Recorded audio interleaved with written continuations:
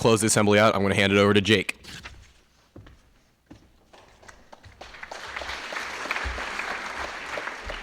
Good morning, guys. So this is actually a speech that I wrote. Good morning, students, faculty, and Mr. Abbott. With National Coming Out Day coming up next week, I'd like to share a story with you all about what this day means to me. I can't tell you how many countless times I've pondered over my years at Burroughs on whether or not I would share this story with you all. Over the past 4 years, I have probably written 7 or 8 speeches similar to this one, all to be lost in untitled folders on my desktop, in fear that anyone would ever actually see them. Until this year, I lacked the courage and self-confidence to express myself and be who I truly am. Before I talk to you about where I am today, I would like to first take you all back to what got me here. I am fortunate to have a pretty big family filled with some of the most amazing people I've ever met. We are a very diverse family with multiple different races, backgrounds, and sexual orientations. Every member of my family, whether they be black, white, gay, or straight, are all very kind, loving people who care so much about each other. And no matter where we come from or who we love, we are all viewed and loved as equals around our family.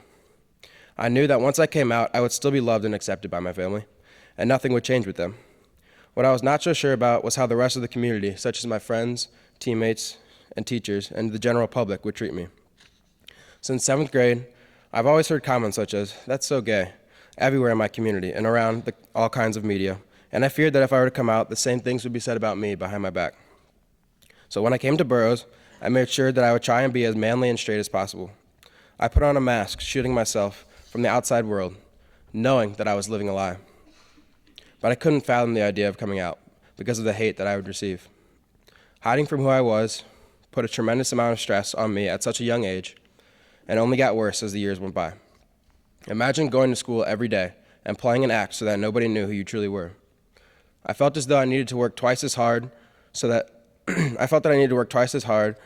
on the football field and on the playing fields to maintain the macho persona that most people knew for me. Up until last year, if you asked someone to describe me, most likely they would tell you that I was the really sporty jock who could run the football pretty well. This is all pretty new for me. That is all people really knew me for. I wanted so badly to be known for other things that were truly me, but I knew that this would come at a huge price. The spring of my freshman year, the stress of pretending to be someone else reached an all-time high. So one day, I went sprinting up to KBJ's office after lunch. I couldn't handle it anymore. I needed to tell somebody. I sat down in her office, and she asked me why I'd come in. So I took a deep breath, and I told her that I couldn't handle the weight of lying to literally everybody I knew, and most importantly, myself too. I wanted so badly to be straight. There were countless nights where I would cry myself to sleep, begging to wake up straight, asking why it had to be me. Why can't I just be normal, I would say. After coming out to KBJ, it was as if a huge weight was lifted off my shoulders. There were huge expectations placed on myself and the rest of the JBS football team. Starting sophomore year, there were huge expectations placed on myself and the rest of the JBS football team. We were poised and ready to have one of the best seasons in recent Burroughs history. I knew this would require me to put every ounce of effort into the football season. We were on an absolute roll, beating teams by 30 and 40 points a game. For a brief period of time, I was able to block out the pain of having to be someone I wasn't because everything seemed to be going right on the field, which brought positive attention and helped keep my mind off things. I started tricking myself into thinking, maybe this was just a phase. Maybe I'm not really gay. Then my world was turned upside down. Apparently I had been slipping up on my macho straight guy act, and people began to notice. One night I got a text message from a close friend telling me that there had been rumors going around that I was gay, and asked me if this was true. My heart dropped. All of the years of work I had put into acting straight had all come to a screeching halt. I quickly denied such claims that I was gay, and I thought maybe there weren't actually rumors going around, and maybe they were just joking around. But the text messages and whispers began to get louder and louder until one day, as I was walking through the Commons, I actually heard the whispers for myself. "Isn't he gay?" someone asked the person sitting next to them. I broke down and made my way back up to KBJ's office. I told her that people were beginning to find out, and I could tell that people were actually going to her about it too. I couldn't believe that this was actually happening. So for the next couple of months, I tried to amp up my act as much as possible. I worked harder and harder on the football field. All the anger and pain that I had built up inside came pouring out onto the field. I started ripping off 200-yard games, and eventually we made it all the way to state and won. I wish I could go back now to that time, winning state, and truly enjoy it. But unfortunately, I had too much pain and fear built up inside me to actually enjoy that feat we had just accomplished for more than a day or two. I knew now that football season was over, more and more rumors would return because I no longer had a platform to try and be as manly and straight as possible. As expected, more and more people began to ask me if I was gay. This put me in a very hard position because I either had to lie directly to my friends' faces or I had to come out. As summer of my junior year came around, I started to lean more and more towards telling the truth and coming out. There were so many times where I'd be hanging out with my friends and all I wanted to do was scream it at the top of my lungs and get it over with. But I was still so afraid of how they would react. I knew of some people who would be completely okay with it, and I also knew of some people that might not take it as well. And I knew I could potentially lose some friends when I came out. I was done living a lie, though. I couldn't mentally do it anymore. It had been tearing me up inside for too long. So one day at a friend's house, towards the end of the summer, I came to the decision that I would come out. I told a few of my closest friends, and I knew that the word would spread eventually after that. I can't even explain the weight that has been lifted off my shoulders after that. For the first time in my life, I could finally be true to myself. I came to the conclusion that I really didn't care what people thought anymore. I owed it to myself to be me. But I also felt like I owed it to everyone out there who was in the same position and felt lost and alone like I did. I have been given this platform by the successes in sports and ability to connect with a lot of people. I hope that people out there who are too afraid to come out because of what people might think of them will see me in this position and have the courage to be themselves as well. If a future Division I football player can be openly gay, then so can you. My friends were extremely supportive, and I am so glad to be a part of such a wonderful community where it is okay to be whoever you want to be.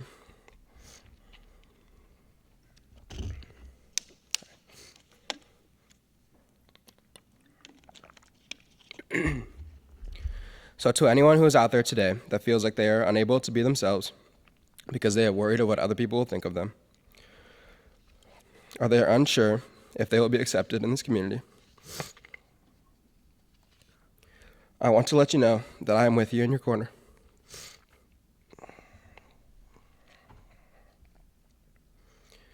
Both to support you and to give you any advice that you may need.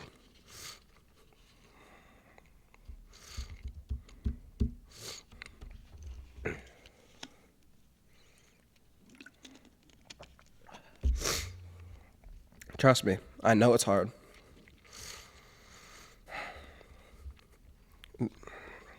There were days where I didn't want to leave my bed. And I just wanted to crawl into a hole and never have to go out in the world again.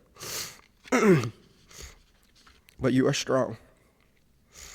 You are having to deal with something that most people in the world will never have to deal with. Most people don't have to come out. Most people don't have to be worried that they will be judged simply based on who they are attracted to.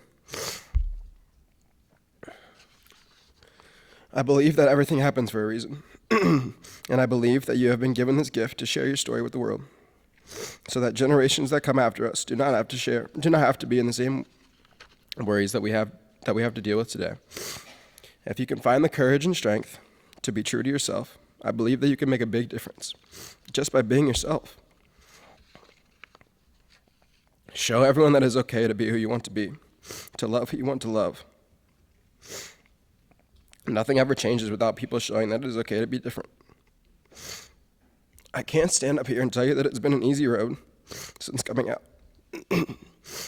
I've been subjected to an unimaginable amount of hate, much greater than I could have ever imagined, both publicly on social media, on signs and posters, as well as directly to my face. But it only made me stronger.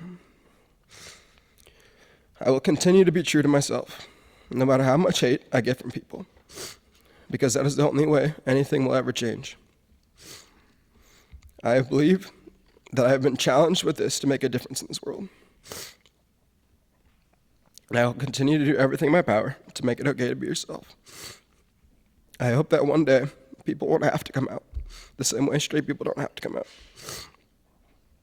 My hope is that we as a society get to the point where we realize that it doesn't matter who someone chooses to love, and that we are judged by the content of our character rather than what gender we are attracted to. Though I have been subjected to countless acts of pure hatred, I have also been completely embraced by both family, friends, and members of the Burroughs community, as well as complete strangers who see a young man who isn't willing to let hate bring him down. If we all come together and realize that if someone chooses to love in no way has an impact on them as a person, I think we can make this world just a little bit of a better place. Coming out has brought so many amazing opportunities to me. I have met some absolutely amazing people in the LGBTQ plus community since coming out. I have made friendships with people that I have never thought I would. And I fell in love with the most amazing guy in the world. I wouldn't change who I am for anything. To all the friends and faculty members who helped me through some of the hardest points of my life, Coach Merritt, KBJ, Patrick, Hunter, I can't thank you guys enough.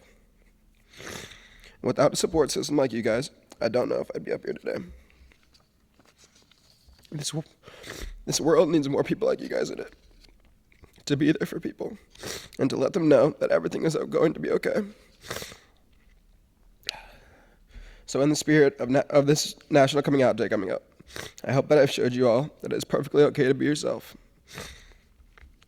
and that we should never judge someone based on something so little as who they choose to love. I will continue to fight for my fellow members of the LGBTQ plus community and to be a voice for the voiceless. And hopefully we can all make this world just a little bit better of a place. Love is love. Thank you.